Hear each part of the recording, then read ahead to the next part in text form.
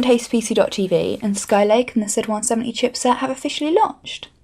And I was in the middle of playing my review of the Asus Republica Gamers Maximus VIII Hero when I realised this has got to be one of the most customisable Republica Gamers boards in terms of what you can do with the accenting colour.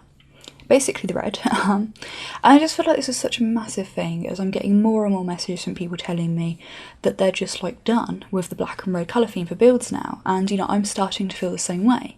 But of course ROG's signature colour theme is black and red, with them only ever really breaking tradition with a black edition of the Rampage 4. But with this series of Maximus boards, we've lost so much of the red over previous generations that I'd say the primary colour theme of this board is no longer black and red, but black and titanium. So I think given the combination of the placement of the little red that's left, like the fact we don't have red memory or PCIe slots, plus the fact the ROG Eye has an RGB LED, makes this board just like a complete mod tease, like it wants to be customised. But not everyone, myself included, has them mad paint skills. Well, you never know, it might turn out they've got like epic, untapped abilities waiting to burst forth, but I highly doubt it. So I thought I'd just make this video covering two really simple ways to customise the accenting colour of this board without needing any prime modding or painting experience. Basically turning it from black titanium red to black titanium and whatever colour you want. So the first and easiest method is to start by removing the plastic shroud, and you do this by undoing 3 little screws, and that takes care of the 2 red triangular accents and also the red Supreme FX writing. I know that some of you may feel like the board might have a bit of like an unfinished look without the shroud, but I really like it, especially as kind of my favourite looking board at the moment is the Asus X99AWS, and without the shroud this board's colour theme is much closer to that. But I do prefer it with it on still because I like, you know, that kind of gamery aggressive look that it gives it, and also it covers the ROG. But anyway, once you've done that, then you just go into the BIOS and turn off the red audio separation line. You can turn off the other motherboard LEDs if you want, but leave on the PCH LED. Then go into the software and change the colour of the ROG Eye to whatever colour you want. And that's the first method. Your GPUs will hide most of the remaining red accents, and it's just, you know, very easy way to have kind of a very minimalistic, primarily black and kind of titanium ROG board that fits most colour themes, as long as you make sure to change the ROG Eye to match, or just like change it to white or leave it off. With the second method, for this one you do leave the shroud on, and then you customise the colour of like the top triangular accents. And you can do this however you want. You could like paint it if you wanted to, or spray it, or use something like Plasti Dip.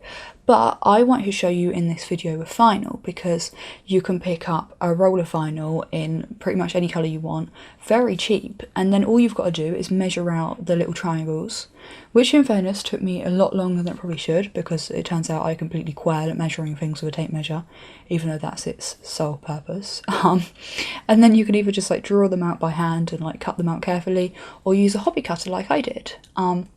Then once again, go into the BIOS to turn off the red audio separation line, change the ROG Eye in the software, and your GPUs will hide most of the remaining accents. And this is what it looks like with matte apple green vinyl, and I probably should have used metallic vinyl rather than matte, because the matte colour makes it kind of look very flat, but I still wanted to show you with this colour anyway, because I feel like it would go really well in a build that's using the reference NVIDIA GPUs. Although unfortunately I don't have any to kind of show it all together. I also then just wanted to show you with a light blue, like a glossy light blue, just because I think that looks really nice with the board, and then I also want to show you with glossy pink, because I feel like that does a much better job of kind of blending in with the remaining red. Yeah, obviously if you were like a pro modder, then you could just come along and like spray the shroud and, you know, spray all of it, or just the accents, but not everyone kind of has the ability to do that. So, you know, with this, it's 2 very simple ways to be able to have this board match pretty much any colour theme you want. But in fairness as well, you never really get like 100% colour themed board, because you've always got things like the little kind of like Q-code LEDs, etc. to worry about.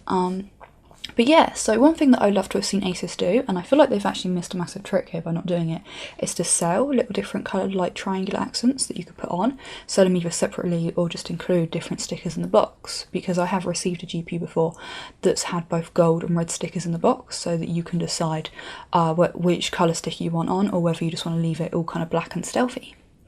Also, I'd love to see them change the red audio separation LED to RGB, and then also make the printed red accents on the chipset heatsink also be part of the PCH LED, rather than just being printed on, and then change the Supreme FX writing from red to black like the Heroes writing is on the top heatsink. Because, and this is something manufacturers really need to stop doing, it's silly to have RGB lighting on a board that already has the colour theme chosen for you. Like, you need to decide, like, have a board with like a set colour theme and go with it, or have like a fully user customizable board. Like, you can't really have both. And if it wasn't for how easy you can change the accenting colour of this board, then the fact that it has an RGB light would be something that I would like have a massive rant about. But yeah, so I hope you liked this video. If you did, then please hit the like button. If you like the methods, let me know in the comments below what colour you'd go for. Don't forget to subscribe if you haven't already and you want to see more of my videos, like my review of the motherboard, which I probably should have uploaded first, but I just felt like there'd probably be so many reviews around embargo that you'll be kind of like bombarded by them, so this is just something a little bit different. Also, I'm filming this first, so like this, it's kind of in chronological order.